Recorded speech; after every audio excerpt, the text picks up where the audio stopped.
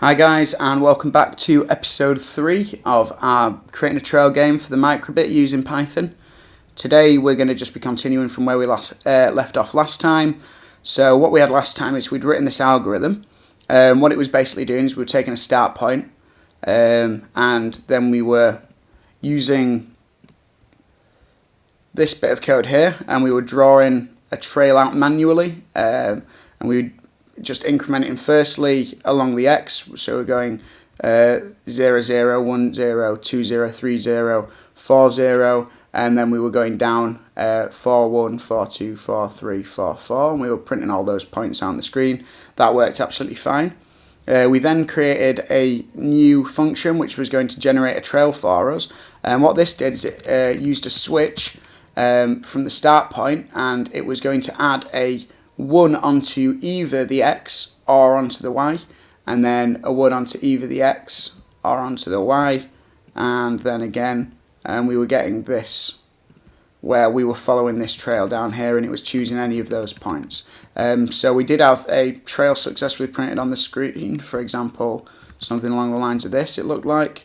And then we got an error, and what the error was is that we had gone out of bounds. And basically, because our check here is just generating a right or a left, imagine if we got, for every time we generated our value of z to decide if we were going right or going down, we generated a 1, we would consistently be going right until eventually we'd be going off the screen. Now, if we try and print this point here, which is 5,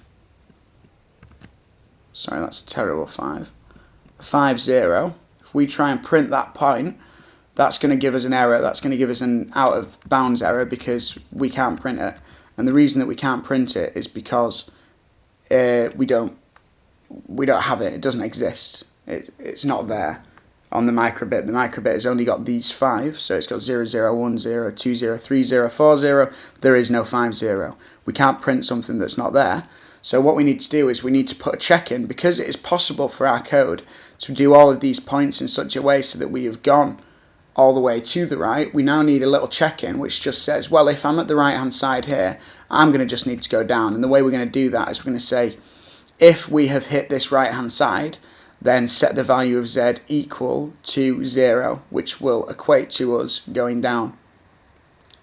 Same on the other side, if we've gone all the way down because we keep generating a value of 0 for z, we will have a check in which says, well, if this point here or any of these points is lit, for example, we could actually go this way as a route. But once we've reached here, we know we need to say, well, z is going to have to be equal to 1, because once I've reached this point, I'm going to have to go right. So we're just going to look at what the previous, when we're generating this point here, so when we're here, we've got a decision of, well, do we want to go right or do we want to go down? All it's going to do is it's going to say, if I go down, is that valid? Well, no, so we know that z needs to be 1. And then same again here, when we're generating this point, it's going to say, is this point at the bottom? Yes. Well, we need a value of 0 for z, so we're going to go over here. Might sound quite complicated right now, but I'm just going to get right in the code, and you should see in a couple of seconds how this is going to work. So let's say here, check whether the last point is on the right edge. So all we're going to say here is we're going to take the previous point, and remember from last time the way we did that was by calling I minus 1, and the reason we call I minus 1 is, well, when we call this here, we are returning the ith minus 1th element. So here, when I say trail I equals this, what I'm doing is I'm saying, well, when I equals 1, which is the first value of trail, because of the way this loop works, we start with value of 1. So when trail is 1, we're looking at this one, and trail I minus 1, well, that's 1 minus 1, which is 0, will be this one here. So we were looking at this point, and we were adding a 1 to either here or to here, and setting the value of that to this. And then same again next time we go through the loop, and same again. So for me to be looking at this point, I just need to look back at the previous point and check whether we have hit the edge or not, and if we have, then we're just going to do something to answer to that. So we're going to say if this previous point's I x value, which is this one, which is going to be the 0th element in that. So we're going to get the 0th element of that list. And we're going to say if that is equal to 4, then set z value for the next point to move down. So we're just going to set a value of z to 0, which means we're moving down. Remember, if z is 0, then we are adding 1 to the y, because we're adding 1 minus z. So we're adding 1 minus 0. Okay? Now we're just going to do the same again, but the opposite. Check whether the last point is on the bottom edge. And we're just going to say, same again, we're going to get the I minus 1th element of that list, but this time we're going to look at the y value instead. Remember, by calling 0, I'm looking at this one. By calling 1, I'm looking at this one. So we're looking at the y. And we're just going to check, is that equal to 4? And if that is equal to 4, then we're going to set our z value for the next point to move right. So we're just going to say z equals 1, and if z equals 1, then look here, we're adding 1 onto the x side, but we're adding 1 minus 1, which is 0, onto the y side. So yep, we are correctly going to be moving right here. Now, last time I got a little confused when we were writing this function here. I was actually originally clearing the list, now I'm just overwriting it. My original code actually worked, looking back on it. The reason that we were getting our error was because we weren't doing this check. However, I actually prefer this way of doing it. Rather than replacing all of the elements in that list, we're actually just replacing the value of the elements within those lists. So we've got a list of lists here. Instead of deleting this like that and then adding a new one back in, what I'm actually doing is just changing what the elements inside of it are worth. So by doing that, we're making this work nicely. Both ways would be applicable. Both ways were actually correct, and I was wrong about what the bug was, but this code works as well. So we're just going to stick to this way of doing things for now. So let's download this and let's get it run.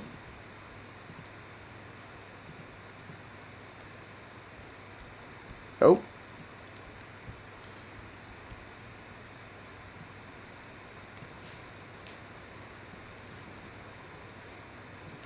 Let's have a look what happens when we run this. And there we go. Yep, it looks like we've actually built a fully functional pathfinding algorithm. So it's actually just generating path after path after path, and we're not getting any errors. So that looks really good. So now we've got our path generating correctly, we actually need to create our game code. So what are we going to do for that? Well, we've had a bit of an idea before about this. What we're going to do is we're going to create it so we have a starting point on our grid, and that's going to just be the 0, 0. And what we're going to do is we're going to just flash that trail up that you saw on the screen a minute ago to the user for a short amount of time, and it's going to disappear. And what the user is going to have to do is they're going to have to make a decision, and they're going to have to choose, are we going to go right or am I going to go down? And they're going to have to try and replicate where that trail was by using the B and the A keys. Quite simple. Seems like quite a straightforward game, so we're just going to get going coding this. So the first thing I'm going to want to have is I'm going to want a way of storing where the player is.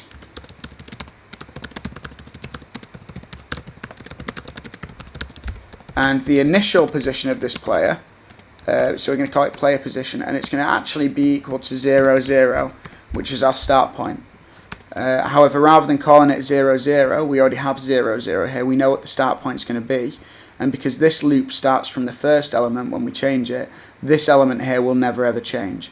So we just want to set the value of our player position actually equal to the value of our start point. Now, for example, if I did decide this is going to change, then we're still getting the correct start point because I haven't I haven't explicitly said it has to be equal to 0, 0. I've just said it has to be equal to whatever the first in this list is. We probably won't be writing any version of this game where we do have a different start point. Maybe at some point we'll write a version of this game which lets you go from right to left by going left and down, or maybe we can even go from left up, so we'll go left and up. But the principles of the game are going to be the same. In those cases, not much is going to actually have to change. The next thing we're going to need is, once the player has moved, we're going to have a way of storing whereabouts in the trail they are. So we'd say, let's create a variable to store how far along the trail the player is. And all this is going to be, it's going to be our player trail location. And we're going to set it equal to 0 because as a start, well, our player is on the 0th element. And then what we're going to do is, if the player presses right, presses B, we're going to add 1 to the X value of this list here, because this is trail 0 is actually equal to 0, 0, because we've returned this when we've called trail 0. So we can, when we press our button B, we can add 1 to here. And when we press our button A, we can add 1 to here. And then what we're going to do is, I will say when I press the right button, this is going to become 1, and this is going to become 1. I'm going to see if this is equal to the first element of this list, which is this one. Then when I press the button again, this will become equal to 2, and this will become equal to 2, and we'll check this against this, and so on and so forth. So say for the next one, they press the down button, this will become equal to 3. We'll be checking the 0th element, we'll be checking the player's current location against the 3rd element in this list, which is this, because you remember 0, 1, 2, 3. So we're checking against this, and we'll see, oh, it's actually wrong. They've gone the wrong direction here. Let's kill the player, or whatever our reaction to that is going to be. So we have our player's starting position. Now what we need to do is we need to generate a bit of code which is going to let us print out the player. So just going to do this as a function, as we described before. So function to print the player pixel. We're just going to define print player. And we're going to say clear the screen. So the first thing we're going to want to do is clear everything off of that pixel matrix that we've got on the front of the Microbit, and then we're going to move on after that, and we're going to actually print turn the player's current pixel on, and we're just going to say display.set pixel, and we're going to give it an X of our player position, the 0th element, which we will be referencing. Well, since this is a list, we'll be referencing this. Then we'll give it the first element, which will be referencing the Y as well. So player position Y value, and we're going to give it an intensity of intensity. And that's it. That should be everything we need to do to print the player. Now we're adding an extra element of complexity to our code, which is going to be that we either we need to add in another loop now, or we need to add in another switch. And basically what this switch is going to do is, inside of this main loop here, we need to know when we're supposed to print a trail, when we're supposed to generate a trail, when we're supposed to print our player, because obviously we don't want to print our trail, then generate a new trail, then print our player, and then generate a new trail again the next time we come through this loop, because that doesn't give the person that's playing chance to actually play the game. So what we're going to do is we're going to write in now a switch, and what that switch is going to be is it's going to be something of a type called a boolean. Now a boolean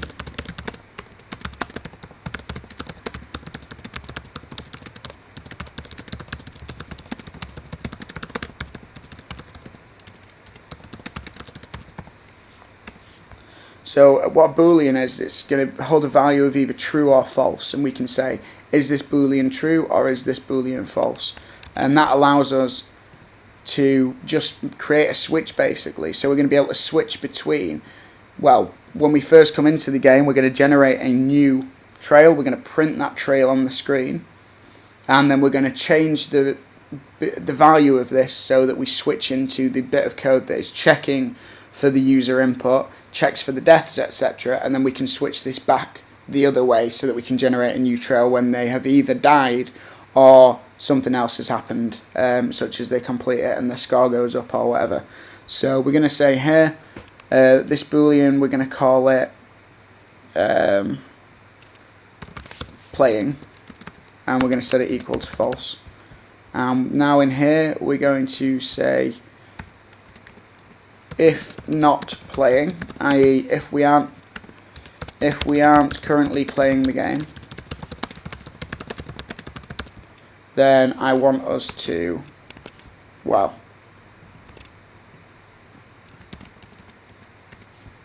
firstly I want us to generate a trail, then I want to print the trail,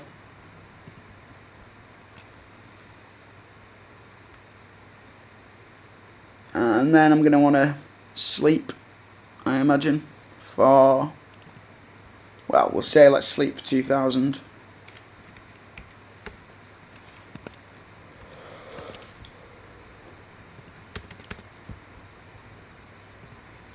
And then we're going to change the value of playing to true. So we're just going to say playing equals true, which means if we are playing, as in if our user is currently playing the game, then we are going to print the current player location.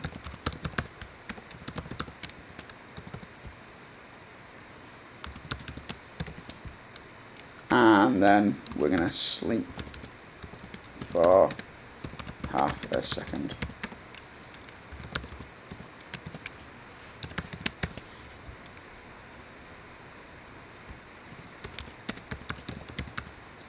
Okay, so what do we think is going to happen when this runs? Well, let's find out.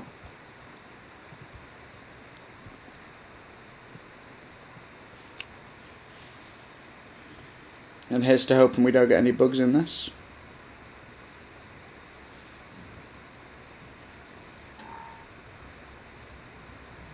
Okay, that worked really well, although I did forget to record it. So let's have another look.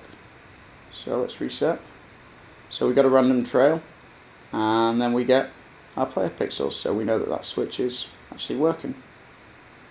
Lovely. So I think that's probably quite a good place for us to get up to there. We've covered some quite complex stuff there actually in terms of this switch.